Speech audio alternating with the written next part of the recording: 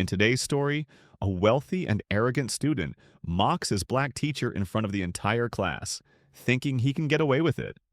But little does he know, his teacher has a lesson that will change his life forever. Watch as this teacher's calm and powerful response leaves everyone speechless, teaching not just history, but the true meaning of respect and growth. A wealthy student mocked his teacher, a black woman, in front of the whole class. But what she did next, no one, especially not him, saw coming. "Who even reads this stuff anymore?"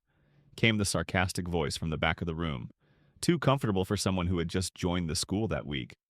Miss Lena Johnson paused mid-sentence, chalk still in hand, and looked up at the student. It was Ryan Hughes, a 16-year-old, smug with arms crossed over his designer hoodie, slouching in his chair like he owned the place. A few students chuckled, not because it was funny, but because it was Ryan. He was new, wealthy, and clearly used to people laughing when he spoke. Ryan raised his voice again and mimicked a thick, exaggerated Southern accent. "Well, yes, sir, I was about to pick that cotton real quick, sir." He doubled over, laughing like he was at an open mic comedy show. A few students laughed nervously this time, realizing it wasn't really a joke, but no one dared to challenge Ryan. Miss Johnson said nothing. She simply stood still, her gaze fiery, not out of anger, but something much deeper. She turned slowly and walked back to her desk. With a calm but firm motion, she picked up a notebook, clicked her pen, and spoke in a voice that sent chills down everyone's spine. "Ryan," she said, her voice floating across the room like a feather, but landing with the weight of a stone. "You'll be staying after class today." Ryan smirked. "For what?" he asked, clearly uninterested. Ms. Johnson looked at him, her smile faint but calm. "To start your assignment." The class looked around confused. There wasn't an assignment that they knew of. But no one asked questions, not when Ms. Johnson used that voice. It was the kind of voice that didn't plead for attention, it demanded it. Ryan shrugged. "Whatever," he muttered, but his tone cracked ever so slightly. As the bell rang, everyone scrambled to pack their things. Backpacks zipped, sneakers squeaked against the tiles, and eyes avoided Ryan's, all except Ms. Johnson. She stood, calm, watching him. Ryan stayed seated, waiting for the lecture, for the inevitable punishment. Instead, Ms. Johnson opened her desk drawer, took out a simple manila folder, no label, no markings, and slid it across the desk toward him. "You'll open this when you get home," she said, her tone unchanged. "And you'll come back tomorrow with your answer." Ryan narrowed his eyes, confused. "Answer to what?" Ms. Johnson didn't blink. "Whether you want to keep pretending or if you're ready to learn something real." The next day, Ryan walked into class with a cocky grin. He hadn't opened the folder. Why would he? He didn't need to listen to anything Miss Johnson said. He was untouchable. But as he took his seat, he noticed something strange. The entire class was unusually quiet. Even the students who usually found reasons to chatter were staring at their desks, avoiding eye contact. Miss Johnson stood at the front of the room, holding a small stack of papers. She didn't say a word. Instead, she simply passed them out, one by one, to each student. As she reached Ryan's desk, she paused for a moment and placed the paper gently in front of him. He looked up at her, puzzled, but she didn't meet his eyes. Instead, she just turned and walked back to the front of the room. Ryan unfolded the paper and his heart skipped a beat. It was a photo. His photo, but not just any photo. It was an image from his past, one he'd never thought anyone could have. It was a picture of him and his father in the yard of their mansion. The father, tall and proud, the son, smiling without a care in the world. He looked around, but no one was speaking. There was no laughter, no taunts, just the sound of the clock ticking. The entire class was waiting, watching. And then a soft voice pierced the silence. "I want you to look at that photo carefully, Ryan. Tell me what you see." Ms. Johnson's voice was calm but steady. Ryan swallowed hard, confused but defiant. "What is this? You think I care about some old picture?" Ms. Johnson didn't respond immediately. She simply stood there, her eyes never leaving his. The class was as still as the air before a storm. Finally, she spoke again, her voice low but filled with an undeniable force. Ryan, that's a picture of your father when he was your age. Do you think he would have wanted you to mock people like you did yesterday? Ryan's face flushed, but he quickly masked it with a chuckle. What's that supposed to mean? My dad's got nothing to do with this. Maybe not, Ms. Johnson replied. But I wonder if you've ever thought about what your actions might cost others. Or is it all just a game to you? The bell rang again, signaling the end of class. But instead of rushing to leave, Ryan stayed seated, still holding the photo in his hand. It was like the weight of the picture had somehow grounded him. Ms. Johnson stood by the door, waiting for him to speak. Finally, he looked up, his eyes meeting hers, no longer defiant, but questioning. What do you want me to do? He asked quietly. It's not about what I want, she replied softly. It's about what you need. And maybe, just maybe, you're ready to find out. The days that followed were nothing like Ryan had expected. Instead of his usual swagger, he found himself weighed down by the silence in the classroom. Every time he glanced at the photo Ms. Johnson had handed him, his heart sank a little more. The class had taken on an eerie calm. There were no more jokes at his expense, no teasing or laughter. It was as if everyone had suddenly agreed to let him sit in the quiet discomfort of his own thoughts. At lunch one day, as he sat alone at his usual spot, Sarah approached him. She had been quiet the entire week, avoiding eye contact just like the rest. But today, something was different.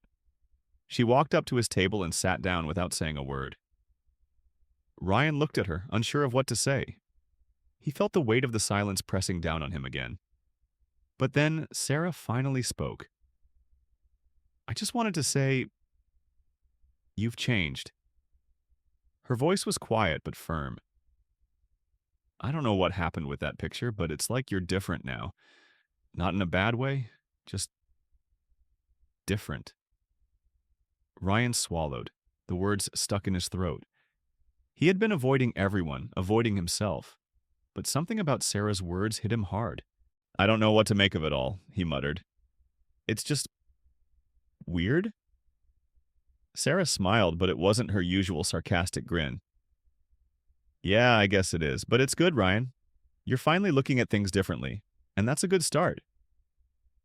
For the first time in a long while, Ryan didn't feel so alone. Maybe Sarah was right. Maybe he was changing. The next day, Ms. Johnson handed out another round of photos, each one handed with the same quiet intensity as before.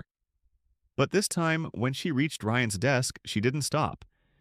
Instead, she leaned in just a little closer and whispered, I hope you're starting to see it now. The picture wasn't just a reminder of your father. It was a reminder of who you can be. Ryan looked up at her, finally understanding. The heaviness that had clung to him for days was beginning to lift. And for the first time in years, he felt a spark of something he hadn't felt in a long time. Hope. Miss Johnson gave him a small nod as if to confirm that he'd taken the first step. Then she turned and walked back to the front of the class. As Ryan sat there, the photo still in his hands, he realized that the path ahead wouldn't be easy. But for the first time in a long while, he wasn't afraid to walk it. The following week, things began to shift even more in Ryan's world. He found himself staying after class not because Miss Johnson had asked, but because he genuinely wanted to. Every moment spent in her class was a lesson he hadn't expected to learn. Ms. Johnson's class became a place of refuge. No longer a place to escape from, it became a space where Ryan could actually think, really think, about the world and his place in it. One afternoon, after another deep discussion about the civil rights movement, Ryan stayed behind. His classmates filed out of the room, but he lingered, staring at the chalkboard, as if it held some sort of answer to the confusion in his mind. Ms. Johnson, he finally spoke, his voice quieter than usual. What should I do next? I mean, I feel like I'm learning so much, but I don't know how to apply it. Ms. Johnson turned to face him, her expression calm but understanding. She sat down next to him and said softly, You're already applying it, Ryan. The fact that you're asking is proof of that. Now it's time to start showing it, not just in your head, but in your actions. Ryan blinked, processing her words. I guess I always thought I had to do big things to make a difference, like make some huge gesture or donation. Ms. Johnson smiled, shaking her head gently. It's not about the size of the gesture, Ryan. It's about how you carry yourself every day. The way you treat people, the way you listen, the way you acknowledge their struggles and victories. Those are the things that matter most. The words hung in the air, and for the first time, Ryan understood. It wasn't about fixing everything at once. It was about making consistent, intentional choices every day. The next day, as class began, Ryan sat in his usual spot, but today something was different. His posture was straighter, his gaze more focused. As Miss Johnson started discussing a new topic, Ryan found himself speaking up, genuinely contributing to the conversation for the first time. The class noticed too. It wasn't a dramatic shift, but it was enough to catch the attention of his classmates. Sarah gave him a small nod of approval from across the room. As the weeks went by, Ryan continued to show up, early, engaged, thoughtful. He started to stay after class on his own to continue his conversations with Miss Johnson. He didn't need her to remind him anymore. He was doing it because he wanted to. One afternoon, as the class was wrapping up, Miss Johnson handed him a new envelope. He took it from her without hesitation. Inside was a letter. "This is yours," she said quietly. "You've earned it." Ryan opened it, and for the first time he saw something truly remarkable. His own words, but written differently with clarity and purpose. He realized then that this was just the beginning of the journey. As the bell rang, signaling the end of another class, Ryan stood up and walked to the door, not with the old swagger, but with a new sense of purpose. His journey wasn't over. It was only just beginning.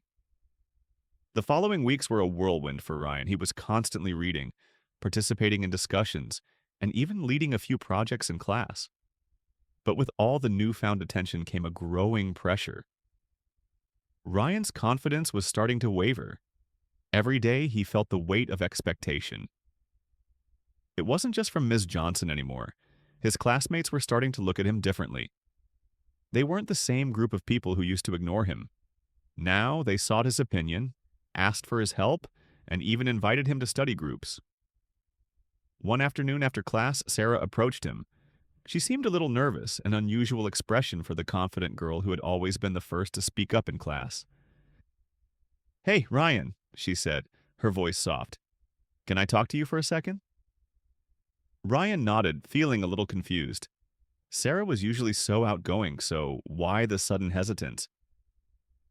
"I just wanted to say, I noticed how much you've changed recently," Sarah continued, hesitating a bit before continuing. "It's impressive, but I guess I'm just wondering, what's been driving you? What's made you want to change so much?" Ryan thought for a moment, unsure of how to answer. He had never really reflected on the deeper reasons behind his transformation. It wasn't like he'd made a conscious decision to change overnight. "I guess I just started to see things differently," Ryan said slowly. "I realized I was wasting my potential, that I was just going through the motions instead of living with purpose." Sarah smiled softly as if she understood. "I get that. Sometimes it's easy to just float along and not really think about what we're doing. But I think you're onto something important." "Yeah, but it's not always easy," Ryan admitted, feeling vulnerable. "Some days I feel like I'm not making enough progress, like I'm stuck. And I wonder if all this effort is even worth it." Sarah placed a hand on his shoulder, offering him a comforting look. "You've made more progress than you think, Ryan. Change doesn't happen overnight, but every small step counts. You're doing better than you know." Ryan gave her a small, grateful smile. Maybe Sarah didn't have all the answers, but just hearing those words made him feel less alone in his journey. That evening, Ryan sat at his desk, looking over the papers he had written for his upcoming class presentation. It was due tomorrow, and he was struggling to find the right words. He realized he had been so focused on getting everything perfect that he had almost forgotten the point of it all. With a deep breath, Ryan made a decision. The presentation wasn't about impressing anyone. It was about sharing what he had learned, showing his classmates that he had changed and that he was still growing. The next day, when the time came to present, Ryan stood in front of the class. For the first time in a long while, he wasn't nervous. He spoke with confidence, but it wasn't just because he knew the material. It was because he truly believed in what he was saying. As he finished, there was a moment of silence.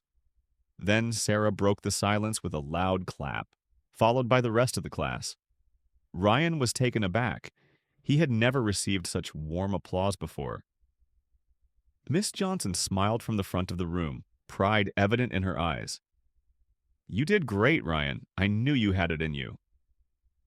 Ryan couldn't help but smile. He had made it. And while the road ahead was still long, for the first time, he felt like he was exactly where he needed to be. The applause slowly died down, but Ryan was still standing there, trying to process everything that had just happened. It felt surreal. He had always been the quiet kid, the one who never spoke up, but now he had just given an entire class a presentation. And not just any presentation. It was his own journey, his struggles, his transformation. It was Miss Johnson smiling warmly at him. "Hey, Miss Johnson," Ryan greeted her, feeling a sense of gratitude toward his teacher. She had been one of the first people to believe in him when he didn't believe in himself. "I just wanted to let you know how proud I am of you," she said, her voice full of sincerity. "You've come so far, Ryan. Your hard work, your determination. It's inspiring. I'm excited to see what you'll do next." Ryan felt a lump form in his throat. For the first time, he realized how much he had changed, not just on the outside, but on the inside too. And he couldn't wait to see where this new version of himself would take him.